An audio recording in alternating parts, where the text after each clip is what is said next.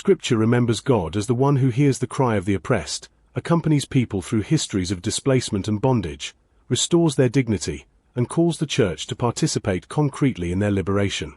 The theme from bondage to freedom is deeply embedded in the biblical narrative. Israel's foundational confession begins not with abstract theology but with historical memory. A wandering Aramean was my ancestor. The confession continues. We went down into Egypt and lived there as aliens.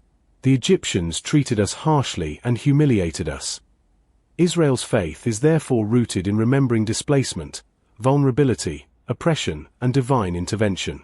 This memory becomes especially significant for Dalit and Adivasi theology.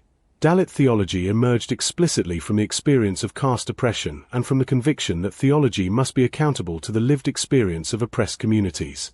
James Massey describes Dalit theology as a systematic reflection on God and humankind from the perspective of the Dalit experience.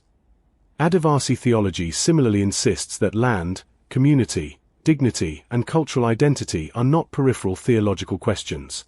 Contemporary Adivasi theological work has particularly highlighted the relationship between land, displacement, dignity, and liberation. The four texts offer four complementary dimensions. Deuteronomy 26. Remember the God who liberated the oppressed. Psalm 146. Trust the God who actively defends the vulnerable. Philemon. Transform relationships of domination into relationships of brotherhood.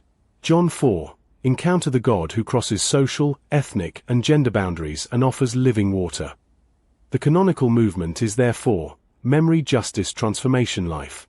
The theme must not be reduced to the idea that God merely comforts oppressed people.